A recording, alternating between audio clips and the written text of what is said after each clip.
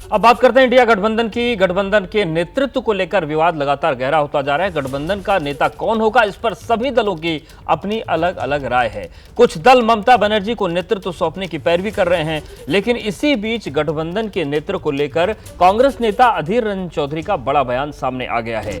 TMC पर कांग्रेस नेता अधीर रंजन चौधरी बरसे हैं। उन्होंने कहा है कि अदानी पर राहुल के बयान के बाद इंडिया का नया रुख है।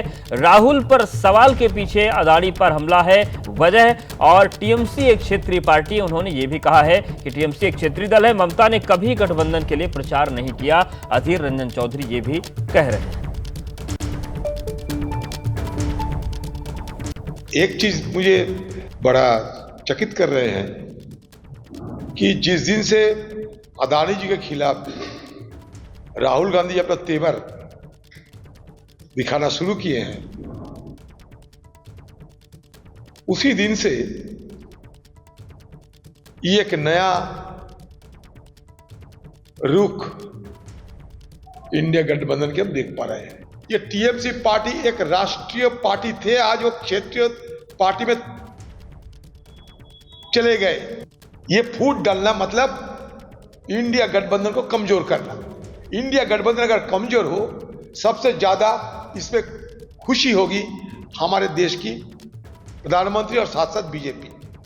तो बीजेपी के खुश करना अगर सबका फर्ज बनते हैं तो बनने दीजिए।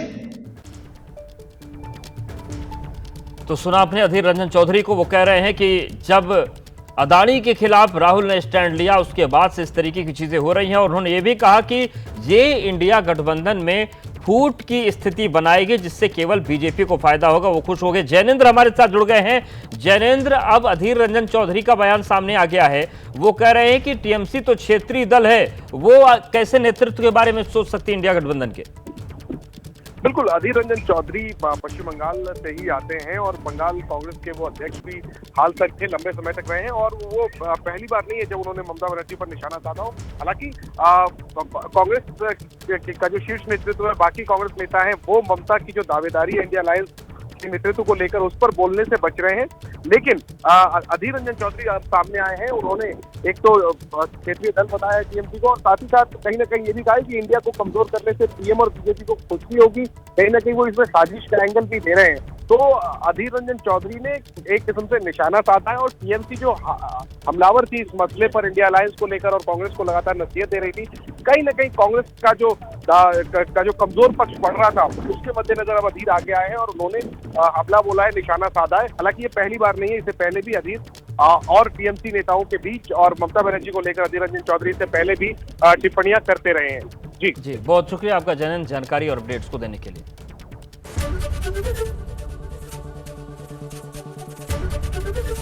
एबीपी गंगा, खबर आपकी, जुबान आपकी।